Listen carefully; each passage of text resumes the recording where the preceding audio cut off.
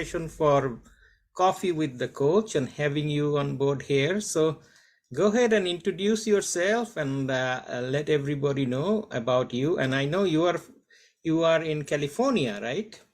Yes, well, thank you, Dr. Milu, for having me here today. I'm very, very excited to be a part of the Coffee with a Coach and to share information and to be able to speak to you as well, because I know you have a wonderful program and offering. So my name is Chiara Marrapodi, and as Dr. Milu said, I am based in San Diego, California. I'm a life and spiritual holistic coach. I teach people about stress and trauma and how to move past stress and trauma, so into recovery. I'm also a connection specialist, so I help people to reconnect with their true purpose and their truth. I use many different techniques.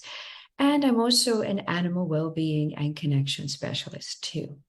So I wear many hats. I've published some research. I love to present. I'm a public speaker. So that's just a little bit about me. Fantastic.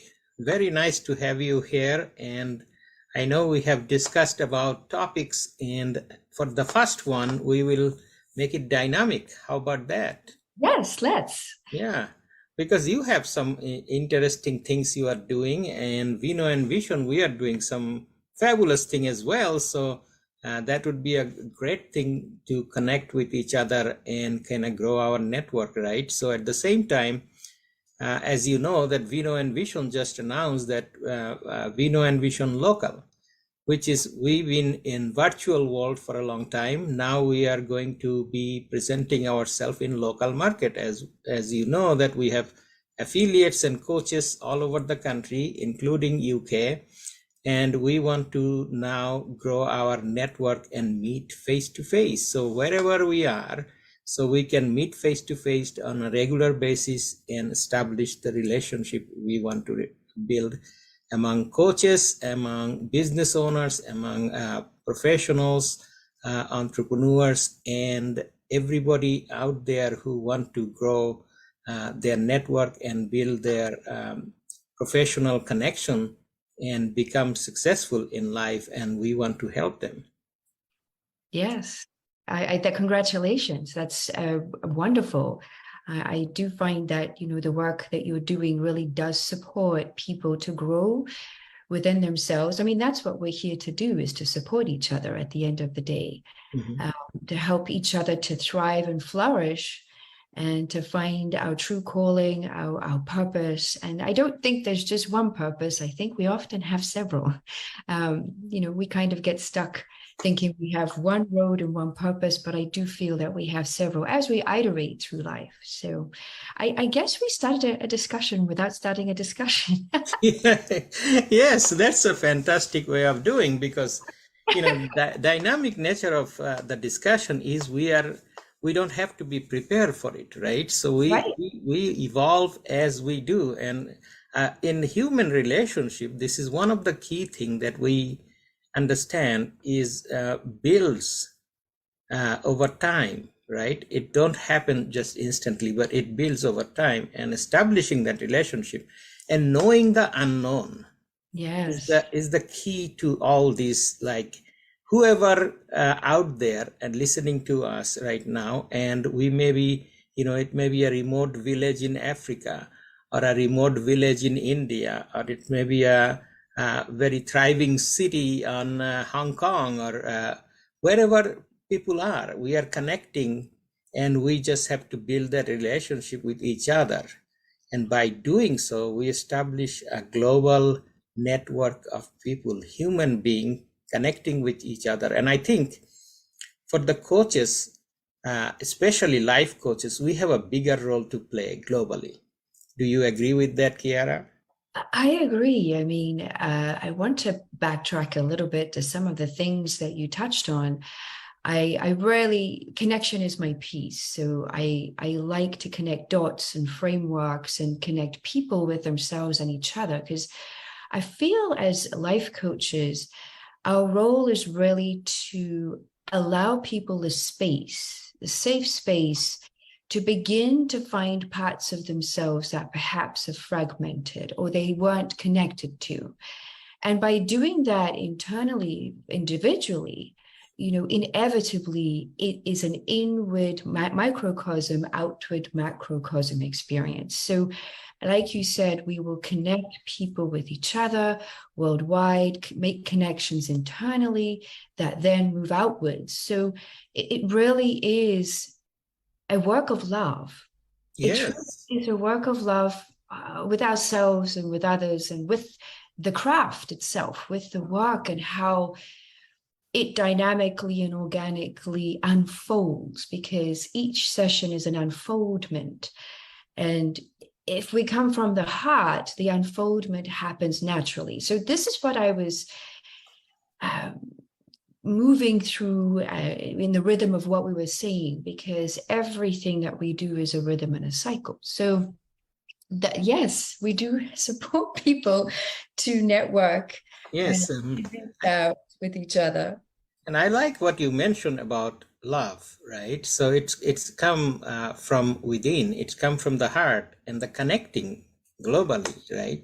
So what we learned from COVID is not a preventer. It's actually enabler. It enabled people to connect a different way virtually, right? So virtually we went all over the world and we connected with people anywhere and everywhere, and the virtual space became very open to public, right? And with the connection from the heart, and I believe, and I personally believe that each and every coaches, especially the life coaches, have the responsibility of helping people to grow significantly, right? And if we are connected globally and we grow significantly, then we can help others to grow significantly, and it has a ripple effect from one person to another person to all over the world. And there may be somebody in and I was mentioning about remote village in Africa, or remote city in India, or wherever, right? So those people have ambition, goals, and there is people who are struggling out there. And through our coaching network, through our coaches, we can get to that, because our only service that we provide is to help our coachees, help our clients, and help our community to thrive. Do you agree with that, Chiara? I do. You touched again on some important pieces that I'd like to take in different directions, because we can go in different directions with our conversation, and because it's dynamic and it's rhythmic and it flows, there are some pieces that I want to pick up on, if I may. So, COVID did open a new avenue for connection. It also stopped us in our tracks so that we can reevaluate, what are we doing in our lives? Is it working for us? Is it working for our families? What do we want from life? So, whenever there is a crisis, whether it's a personal one, whether it's a collective one, there is always, as you said, a ripple effect. So, and connection then is different because it makes us stop and evaluate and sit with where we're at and whether or not it's what we want to do, even though it became a habit, perhaps. So the kind of shock of things, even though it's uncomfortable, it does allow us to, and I'm connecting back and weaving to what you said before, understanding the unknown. And the only way to free ourselves from something is A, to find the truth in it, but B is also to know it. Because once you know something, you cannot unknow it. Mm-hmm. And so the beauty of technology, when it's used well, is it allows these connections with all of us. And you also touched on something else, which in my mind, I think in pictures. So I see pictures in my head when we talk and describe them. It's the hypnotherapist in me, creative thing. So what I saw in my head was almost, and they equate this in the tech industry to neural networks. So neural networks are our consciousness connecting to each other globally. And as we do that, we do support our growth and the heart space. And often in adversity, we do find different parts of ourselves that we didn't know existed because we're not in habit. We've been taken out of that. And so there is purpose to adversity, provided we have the support, the resources to work through it. And this is where we come in as life coaches with our clients, with ourselves, with each other. So yes, that's, yes. Yes, and the essence of all this is a culture that I strongly believe is called we culture. And Yes. we, in my belief, is 100%. There is no 99%. There is no 1%, because whenever we mention about 1% or 99%, we divide, we exclude, right? So our goal is inclusivity. Everybody is included, no matter how good you are, how bad you are. We are human beings, and the reason is because we as a coach, our coaches, we help people to get out of their boundaries, right? We help them to become better. So if somebody is struggling with their mindset, somebody is struggling to be a good person, right? We can help them. So that can be anybody. So, and that is the key to coaching, that we can unfold it in a global level and help people everywhere in this inclusive we culture of 100%. Means we are all together in this. Even if we are part of it or if we are not part of it, we are all in this together. So that inclusiveness is what I believe is called care wisdom. And care wisdom that I mentioned in the comment that you may have seen is care wisdom is in the foundation is care, right? So you have to have the care to build that foundation. So it's not, and I mentioned that it's not about capitalism, it's not about socialism, it's not even any ism, but care wisdom. So when you have care, you can build, and the corporations can adopt that 100% mentality, right? And create that care culture. Why we work for somebody else, right? So corporations can build that culture as well. And this is, I think globally, the coaches will play a significant role on this, because the thing is, just think about this. We've been talking about equal opportunity. We've been talking about, like making sure everybody is included, inclusiveness in the corporations. But we've been always focusing on that certain percentage of population.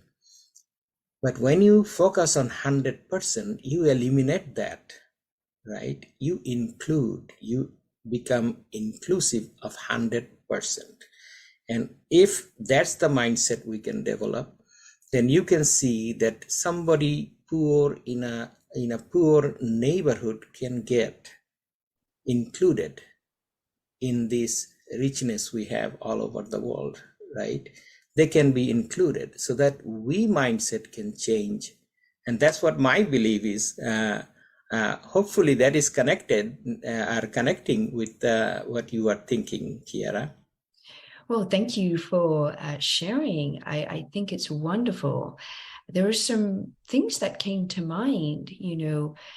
The first thing I want to say is that I do believe that the diversity and inclusion is very important for moving forward as humanity as a collective, and also honoring that each individual does have some individual differences in terms of their culture, where they come from. And I do feel that this is to be revered. And you touched on the corporations. I like to talk about culture and leadership. Leadership really in an organization is the bone of the culture of an organization. And there is a difference between rhetorically speaking about diversity and inclusion and having the feeling of diversity and inclusion at the individual and collective level. And that's the culture piece. And I think it takes time for change to happen, both in the individual and in the collective. But once you have that wave that has been created, it almost has a life of its own, provided that we have principles and values that are shared and it comes from a heart space. I'm very much a proponent of connecting authentically and attuning, whether you're a leader or whether you're not in a leadership position. And as a leader, attunement really to understanding what resources are required to support, for example, people who have less opportunity because they don't have access to the resources. Mm-hmm. We can't have a situation where we make access, but if the individual doesn't have the tools to understand how that relates to them, how they can use it, how they are able to work through some of the past beliefs, which is what you were referring to in your mindset, then it becomes a struggle. It becomes a frustration, so to speak.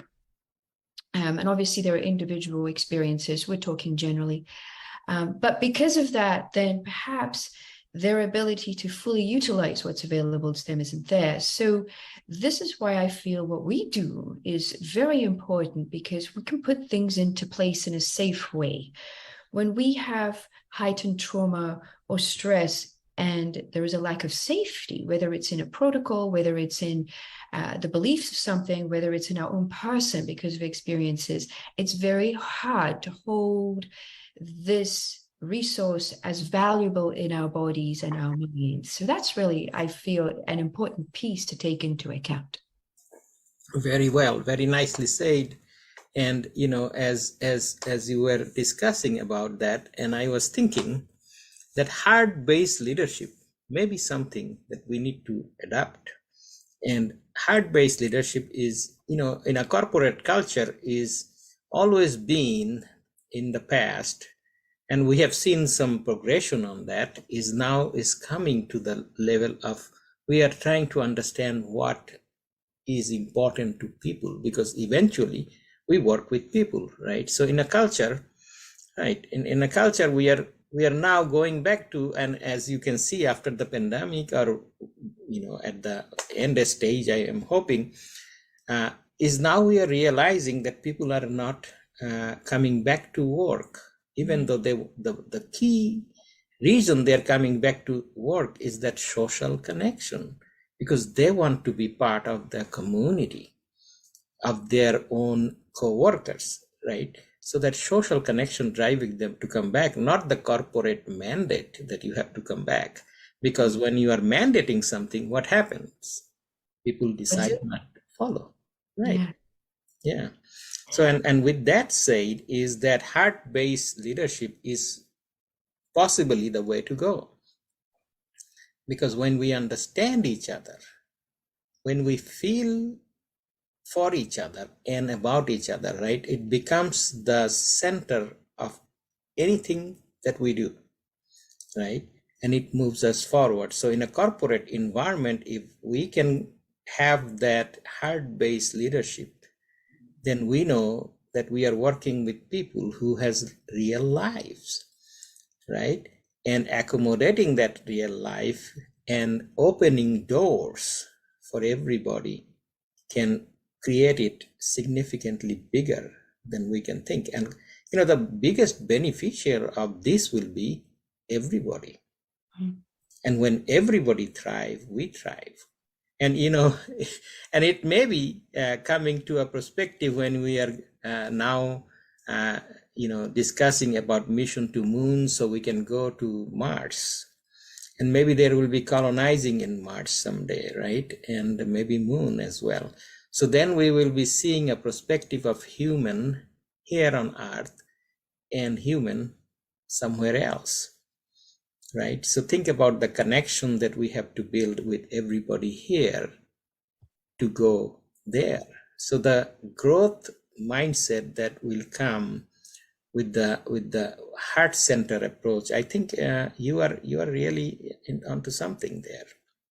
Well, thank you. I feel like it is a cultivation, and I think in corporate settings, a lot of the ideology, generally speaking, there are individuals who have different ideas, but generally speaking, it is towards the tendency leaning towards heart-based means soft.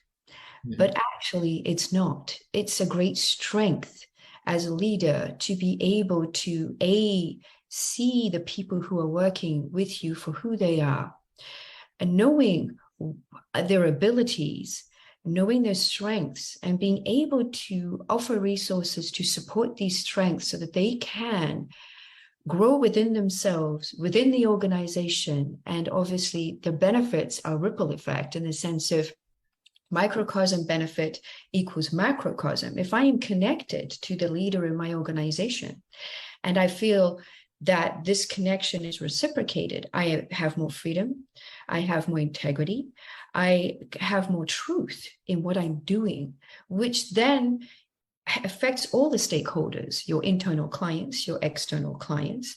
So the idea that having a heart-based leadership is soft actually is the opposite. So it definitely is a mindset. And I feel like what you said, we're wired for connection.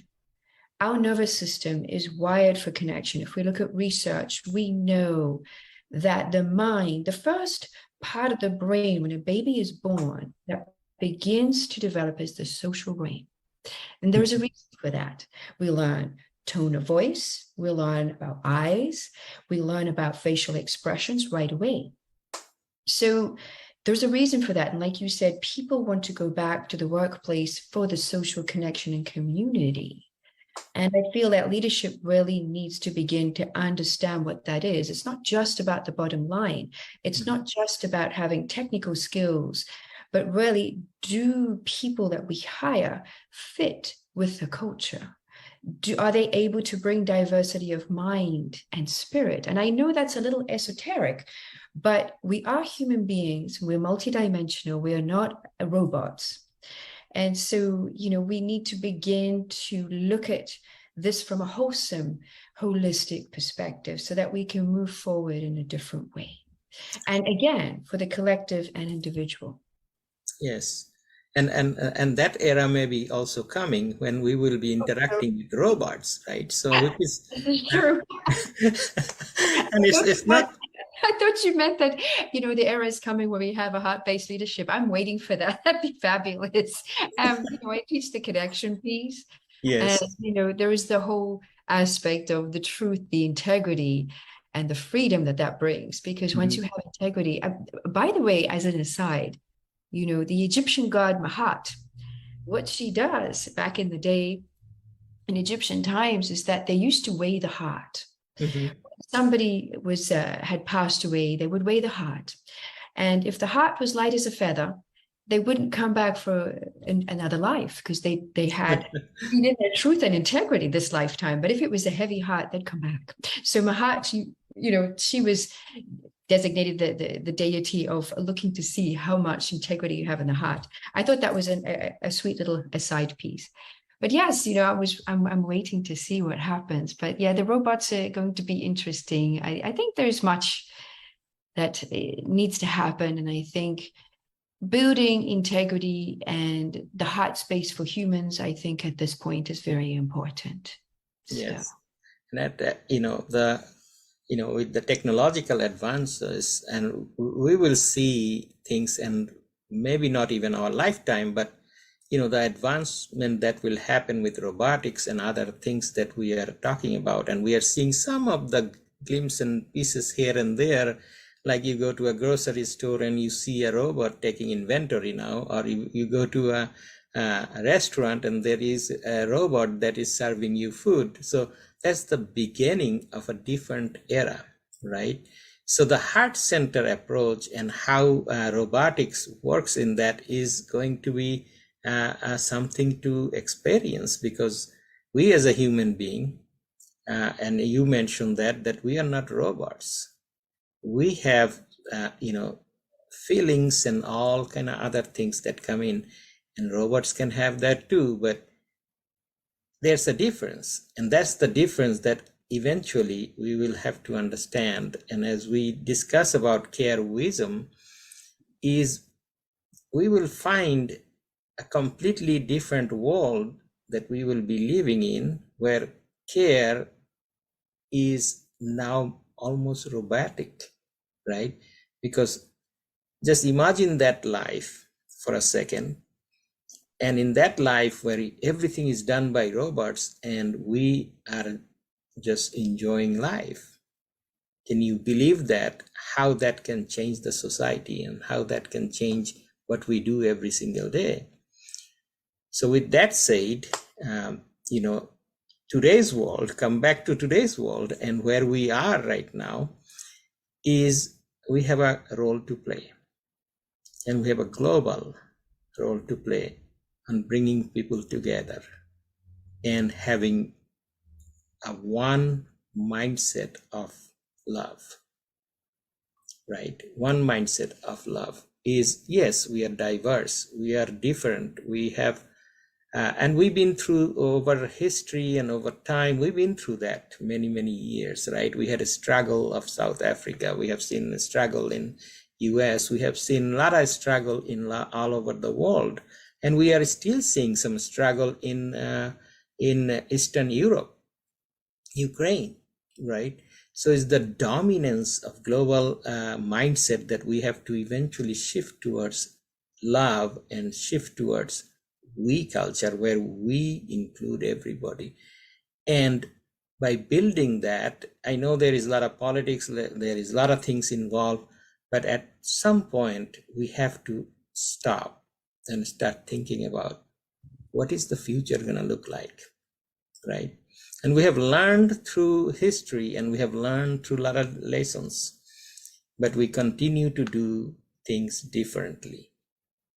So at some point, and I think that's why the global connectivity of our global connection of coaches is important, because as we grow, we can change the world, because we come from the completely different mindset. The coaches come from a completely different mindset, and we have seen over time how coaching have changed. We have psychological background, we have philosophical background, we combine both theory and apply it to a level that now this can be a powerful tool. Do you agree with that, Chiara? I do. I thank you. I have some points to weave in, if I may. Mm-hmm. I do feel that when technology is used well, it can be very helpful to society. I feel also that keeping the understanding that, technology is there to support us, it's not there to replace us. And, the difference between technology and a human being is that we do have a heart.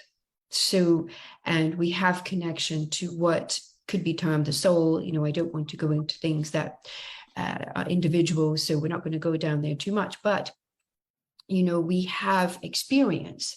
So I feel it's important for us to differentiate that and bring that into our discussion so that we can put it into place. And I do feel that the more that we move forward, we as individuals are changing, provided we embrace our differences, we embrace that having a difference of mind. I don't want to talk about opinion, because opinion is something that could be termed superficial. Anyone can have an opinion, but a true feeling embedded in your heart and knowing is different. And so expressing a knowing because it's felt is very different to an opinion. And this I really wanted to touch on, because it's a big topic if you want it to be, is the thinking versus the being. We can't be without doing and thinking. But at the same time, if we train ourselves, and I mean that in the most heartfelt way, with discipline and focus, our minds can be our ally or our foe. And therefore, the doing and the being begins to change. So I think as coaches, what we're here to do is to disentangle the knowns, the beliefs, those things that are holding us back from doing and being in a new way, a way that might seem uncomfortable at the beginning, but then it becomes comfortable as we get used to the process. And as we do that as an individual, it becomes collective. And then our needs, our wants, the way that we view things will begin to change the landscape of the economy. Will begin to change the landscape of, if we want to go down that route, the political situation. So as a collective, we're very powerful by using our minds well. So I hope that that gives my perspective on what we were talking about before. It's a big topic. It can go in any direction. Yes, and as you can tell that we are having so much fun discussing that our half an hour time is almost over. So Yes. with that said, Chiara, it's fantastic to have you here. And what we are starting here is a new journey. Yes. A new journey towards the care wisdom and towards the we culture. And in that mindset, we want to open doors. We want to reach the impossible. So one of the key things that you mentioned about unknown, getting comfortable with unknown is where the creativity comes in place, where you open up to You expand. Yeah. expand, exactly, and impossible, achieve great things. So fantastic. And with that said, our session is ending today, but I look forward to seeing you next month and continue our conversation in this area. And thank you very much, Chiara, for joining me. And with that said, to everybody, let's get connected. Yes. Well, thank you, Dr. Milu. It was absolutely a pleasure to be here. I look forward to next month. I'll see you soon. Okay, take care. Bye-bye. Bye.